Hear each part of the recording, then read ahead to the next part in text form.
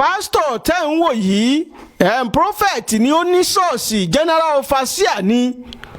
òun lọ́wọ́ àjọ tí ń mójútó egbòogi olóró lórílẹ̀‐èdè nàìjíríà NDLEA òun lọ́wọ́ wọn tẹ̀ wípé wọ́n ń ta gbó wọ́n ń ta kòló wọ́n ń ta gbogbo wọ́n ń ta àwọn egbòogi olóró lóríṣiríṣi kódà igbó tí wọ́n ká mọ́hun nìkan lọ́wọ́ bó bá jẹ́ pé igbó bá jẹ́ nǹkan tó tọ̀nà lórílẹ̀‐èdè nàìjíríà ni bó má pín fún gbogbo aráàlú ará nàìjíríà pátápátá yóò kárí wa yóò tún ṣẹ́kù igbó tí wọ́n bá lọ́wọ́ òun nìkan báwo lọ̀rọ̀ náà ṣe jẹ́ ẹ jẹ́ ń farabalẹ̀ ṣàlàyé kẹ́ ẹ bá mi share fídíò yìí o ọ̀yá ẹ jẹ́ á ṣàlàyé. pásítọ̀ yìí general overseer ni ní ilé ìjọsìn kan tí wọ́n ń pè ní the Throne of Mercy Church lágbègbè Lekki lágbègbè àjámọ́ra wọn òun ni church yìí wà lájà. orúkọ pásítọ̀ yìí prophet yìí òun ni prophet Adefolusho àánú Olasele tí gbogbo èèyàn ń pè ní àbáàsì àjàkáyé tó ó ti ṣe díẹ̀ tí àwọn àjọ tó ń mójútó egbòogi olóró lórílẹ̀‐èdè nàìjíríà NDLEA tó ti ń wá arákùnrin yìí tẹ́lẹ̀tẹ́lẹ̀ ni wọ́n ti kọ́kọ́ arrest àwọn ọmọ tí ń bá a ṣiṣẹ́ wọ́n sì ti fi léde wípé tọ̀ ẹni wọ́n bá wọn rí pásítọ̀ yìí àwọn ń wá o pásítọ̀ yìí ọba nà pápábora ó sá lọ sórílẹ̀‐èdè Ghana ṣùgbọ́n orí tí ọba jẹ̀kó ní Bàdágìrì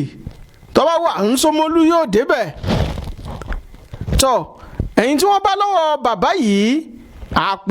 àpò láùdù àwọn àpò bàǹkùbàǹkù ńgbà wọn ka kòló tó wà nù ẹ̀yìn tí wọ́n gbà lọ́wọ́ wọn ń lọ bíi 7,000 níye wọ́n á fi ńgbà wọn wá tí ń wá bàbá yìí wọn ò rí ṣùgbọ́n ńgbà tó di ọjọ́ Sunday tó lọ òun ni àwọn àjọ NDLEA ni wọ́n ká a mọ́ ṣọ́ọ̀ṣì wọ́n ti dé ṣọ́ọ̀ṣì láti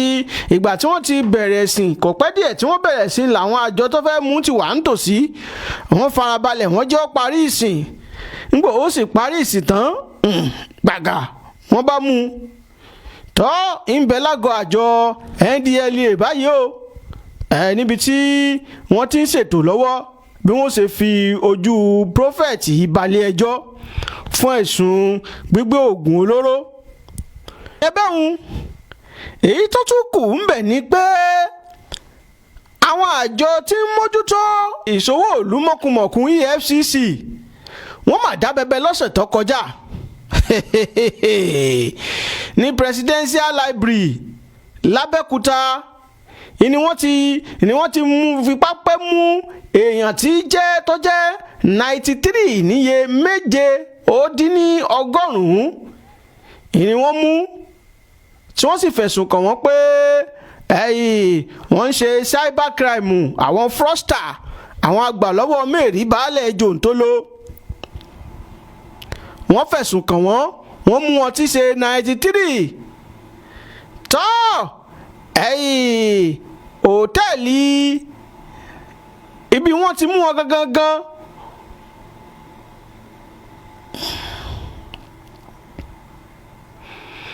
òun ni ibi wọ́n ti mú wọn gangan òun ni ilé ìtura ilé ìgbafẹ́ ti bàbá wa Ọbásanjọ́ ni wọ́n ti mú wọn àwọn tó gbà lọ́wọ́ wọn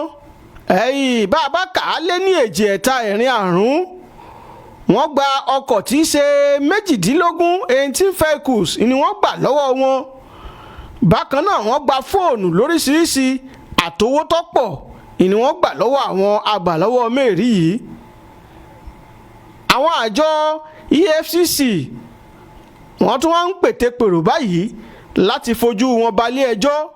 kádájọ́ fi lè dá ẹjọ́ tó bá yẹ fún àwọn tí wọ́n fi páńpẹ́ ọba mú yìí